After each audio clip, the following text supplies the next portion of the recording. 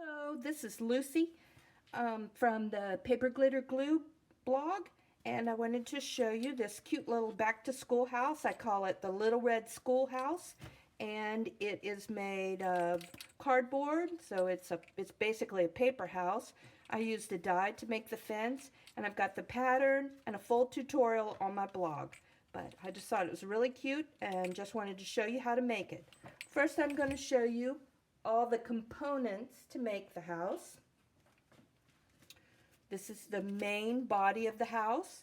This is the little portico that goes in front. The steeple, this is the steeple, main roof.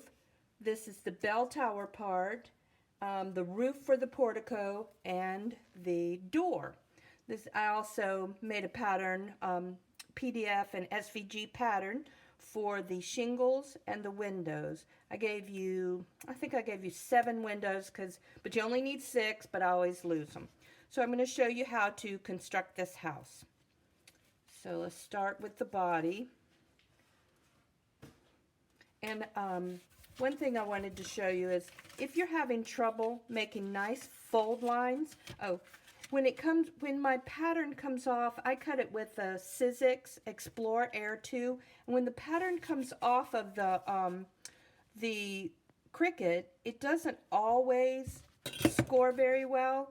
So I usually rescore it. And I've already done that, but I use my metal edge ruler and rescore it.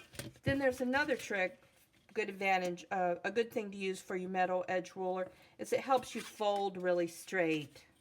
So you can fold across the edge of the ruler and you'll get a nice straight line. And I chose a gray color for this because I'm going to add siding, add red siding, and I wanted it to be, I didn't want it to be so dark. I primed this one with black, and I just think it's a little bit dark, so I'm going to see how the gray looks with the siding on it. I've got a list of all the materials and links on how to do this in the blog under the Little Red Schoolhouse. Okay. And my favorite glue, Fast Grab Tacky Glue. At least this is my favorite glue for constructing the house itself out of cardboard. If you use paper or cardstock, I think you can use a much thinner glue, but because I want the cardboard to adhere really well, I use this Fast Grab because it really does that. And I smear it a little bit, and then also I move this up and down so it'll adhere better.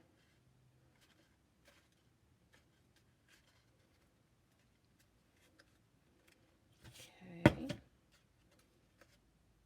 So let's let that stick. And then we'll glue these down too. I'll talk about those in a minute. I'm going to show you some other tricks. Alrighty, for the portico, it has, I call these roof flaps, and I actually scored well. And then these 2 flaps help it adhere to the body of the, to the main part of the house. But I'll show you. This one's, folding nicely. Okay, so what I do is I glue these 2 flaps to the back of this gable edge. And that allows me to glue it to the house without this flexing in or out. It functions as a spacer. But it also helps keep the portico square. So when I've got them glued properly, it keeps these walls at a 90-degree angle. And I'll show you. I've already glued one. Maybe it's not exactly 90, but it's close. But it's very sturdy. And so when I glue it to the house,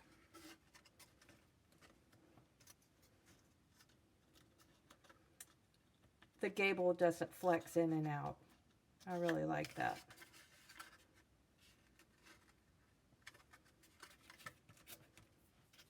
So that'll go on next. And then the same thing with the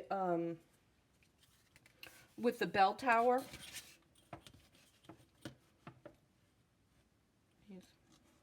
It's kind of a fragile piece because of the cutout here, so that did well. And because of all these cutouts, sometimes these things will kind of fold in the wrong place. So I do think it's a good idea to fold it over your ruler for a piece with a lot of cutouts. It just seems a little bit fragile. Oops, see, I bent it right there. Applied pressure in the wrong place.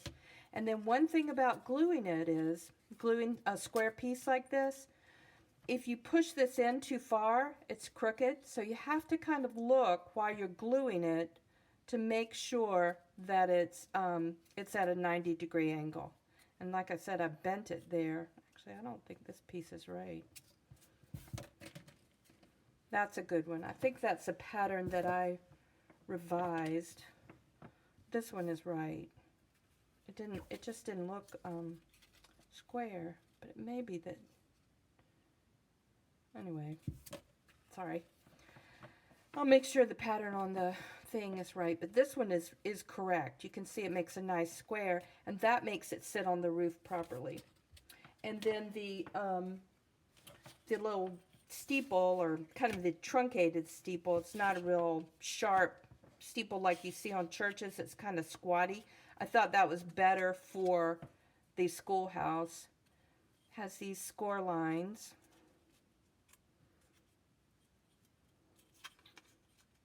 Score the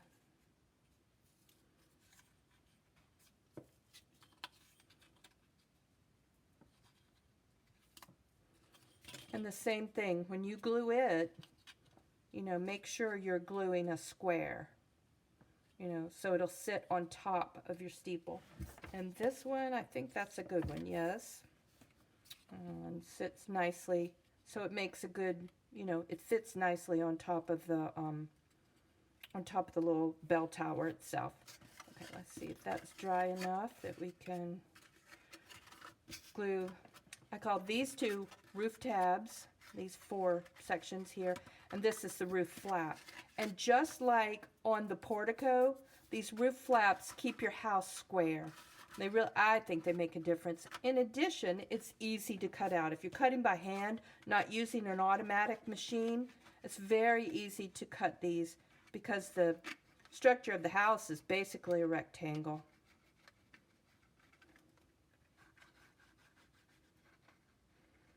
And I'm very generous with the glue, partly because this is not the finished surface. I'm going to add siding to it. And so if I get, you know, glue balls everywhere, it's okay.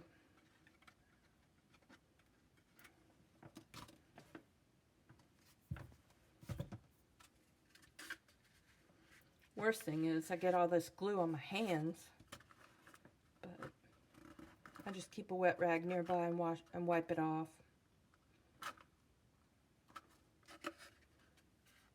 Just smeared it better. It adheres when it's a thinner layer. Oops, I always forget to keep it in the camera range.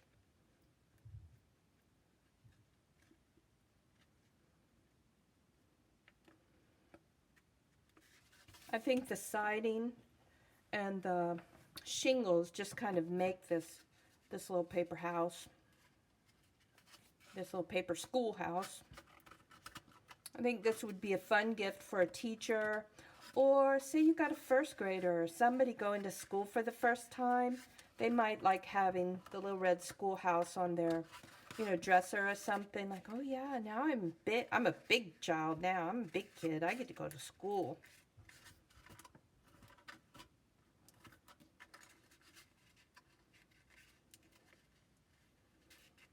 And I haven't figured it out, but I think you could kind of use it as a nightlight.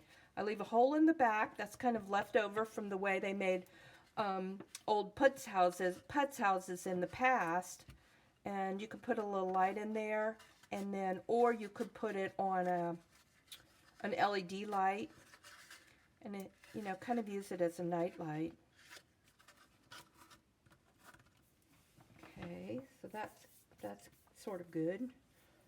We'll let that dry just a second before we do anything else to it. And then next, let's see, let's try to do the portico. And I just apply glue to these two areas.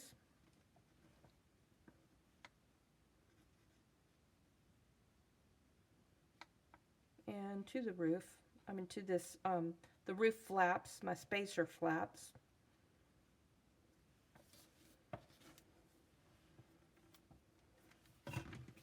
House a little wonky. That's one nice thing about cardboard and paper is they're forgiving.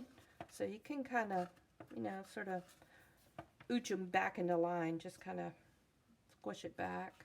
Okay, let's see. Oh, I forgot to do that. I'm sorry, I'm going to go back and smear it a little bit better.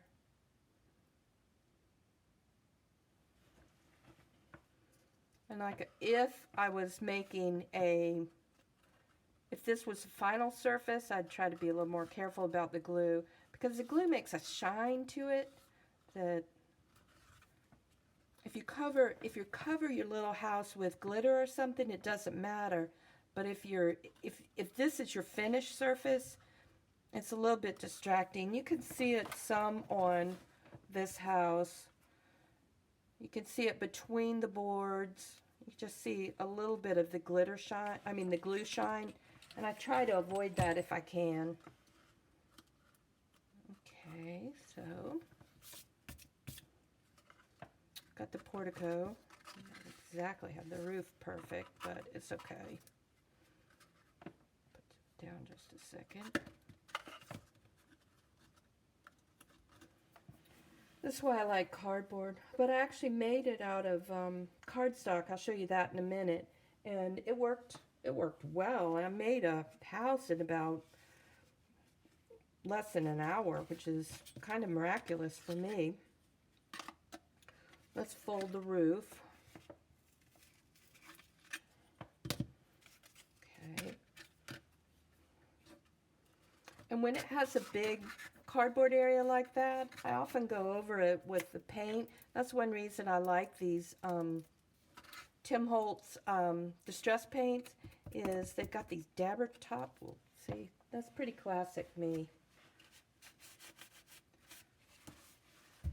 And you can, yeah, don't do that, but you can kind of edge it. So, or at the top, I often like to use black because I think there it's, you expect a dark line. So there we go. Alrighty. So let's apply some glue for the roof to adhere the roof. Oh, actually, I was gonna say let's see if we can do the portico roof. Make sure it's lined up. It's not exactly perfect, but it's okay.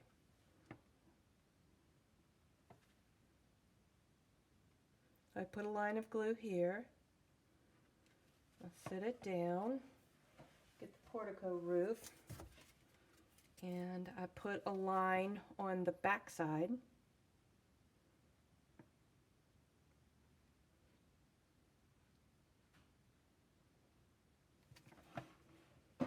And again, I'm pretty generous with the glue because we're going to cover up all of this, or almost all of it. If you got too much glue, just kind of peel it off like that. Okay, let's see. Let's hold it a minute. Oops. Yeah, keep.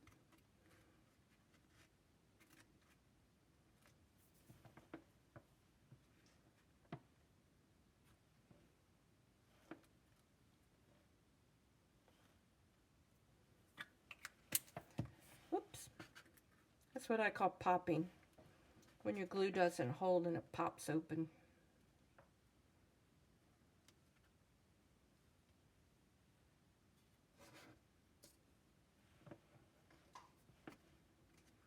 So you just have to hold it, or use painter's tape, or if it's a place where you can fit a binder in, you know, the binder clips I always talk about, then do that.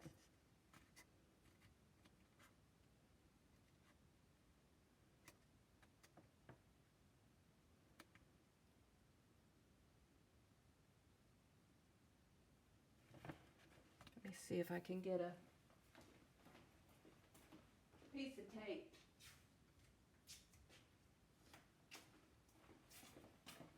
Get a piece of tape there. Popped again. That's how I use my painter's tape.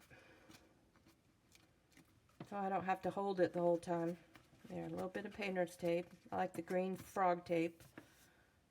So I think we can go on with the roof, because I think all this is secure enough. Now, lots of glue on the roof.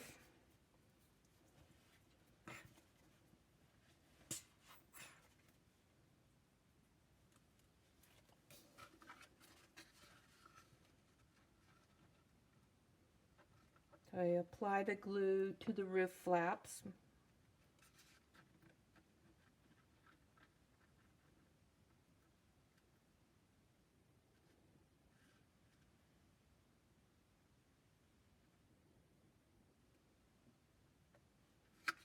If you want light to penetrate the bell tower, then you need to cut some holes.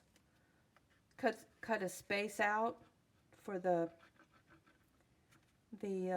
light to get inside the bell tower. I didn't worry about that because, one, not much light goes up there with if you use a little LED candle, not much light goes up there, but also because it was open on 4 sides and you got the bell up there. So I'm not going to show you how to do the bell.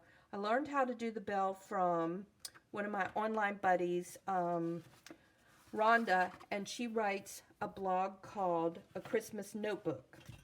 And she makes lots and lots of these houses, and she figured out how to put the bell on a little chain, and that you can buy at your craft store, and then it just works well, and then the bell jingles and stuff. I tried string and thread, and I never could get it to hang right. And then I saw that she used like jump rings and stuff. I'll have a link on my blog showing you, a link to her blog showing you how to add the bell tower, how to add the bell in the bell tower. I think it's an important detail. Okay, I'm going to get a different piece of paper so it'll show up better, because I've got all this gray. Okay, so kind of center this. Center your roof. It's designed to be about 1/4 inch on either side. It doesn't have to be exact. I think the overhang is more important on the front than the back. All right. That looks pretty good. Seems to be holding pretty well too. Sometimes you can kind of push inside the house. Okay, next, the fun part. The bell tower. And same thing, lots of glue, because we're going to add shingles. And we're going to cover up all our glue blobs. And I'm not going to do that. I actually showed you how to do shingles when I did a little house called the miniature plaster house. I kind of designed that one for a railroad setting. Okay. Let's see. Always pick, whichever one looks best. Usually I put the seam in the back. This one's okay. And you can center it if you want. I pulled it forward because that's the way it seems like schoolhouses go. I don't really know. But I just like that idea. The bell, just like a lot of churches, the steeple's to the front. It's not exactly centered on the roof. Okay, now pick out, a good side. And just put the steeple on. And just like that, we've made our little, red schoolhouse. Now I'm going to show you sort of a trick for doing siding. I didn't do it this way, but let me move this. So I pre-painted, I cut out the same pattern for the house, and then I pre-painted it with this beautiful red called Candied Apple Red. That's exactly what I used on the main house. So now I'm going to cut the pieces, and I'm cutting it just a little bit. There, I don't know if you can see that. Let me score it so you can see it better. There's the score line. And I'm going to cut just to one side of it. I want it to be just a tiny bit smaller. Okay, so that's one side. And then, where's the roof flap?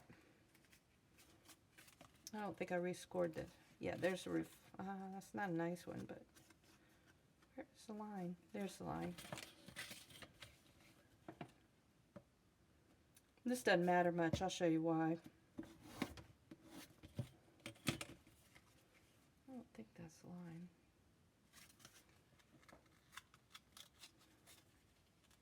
Okay, so now all I do is cut strips, and this is going to be the siding, and that way you've got it fitting perfectly for the house. I didn't include this in a on the cut file because you'll end up with these tiny pieces and you can't figure out where they go. So basically, you just glue this on, and it takes a while, but I think it's worth it. I just think the detail of the little siding just makes it so nice. The other thing I do, and this is kind of OCD, I edge it. I edge every piece. That's one reason my fingers are so always covered with paint or something. But see, so now when you put it down, there's no raw edge. And I just put, this is the way I adhere it. Oops.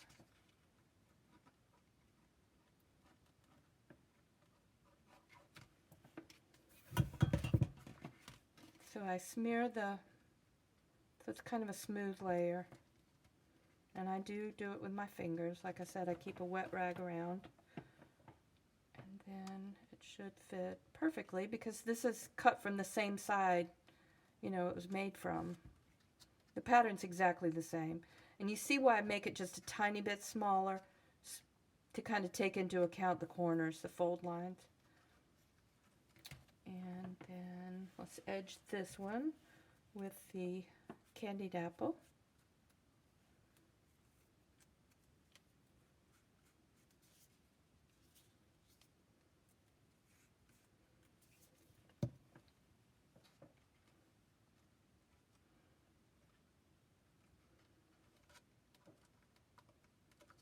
Okay, one more, and then we'll do the bottom of the window, and that's all that's basically what I'm going to show you.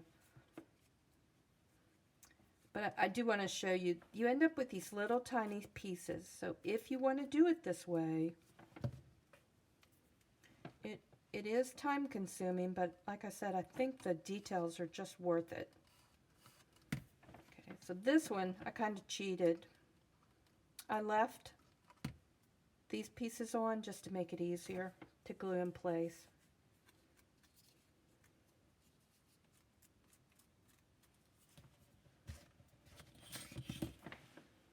Oh, I guess I need glue, don't I? Just to fit this little piece, I'm going to just add it here. Add it to the piece. Usually I smear it on the whole side, depending on how fast I am. Sometimes I'm, you know, meticulous and slow, and I don't want the glue to dry before I get it on, before I get the piece on. Okay. So now's where you come up with the little pieces, and I can't figure a way out of that. You just got, you know, you just got these little pieces.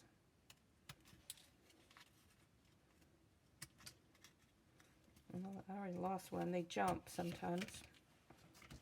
don't know where it jumped to. Oh, there it is. It jumped in the portico. Okay, so let's add a little glue. That's what takes so long. I spent a long time putting these little pieces in, and then I actually put on corner boards, which you see on a real house. It kind of finishes off the edges. These are corner boards, and it made a really nice detail. I'm not going to show you that part though. Oh. And again, I edge each little piece, maybe. And I do them one at a time because with the little pieces, sometimes you can't, you know, you'll lose them. You're like, where does this one go? Where does this thing go? So I don't pre-edge them. I don't do a whole side. You can do that for the long strips, but you can't do that for the little bit during the windows.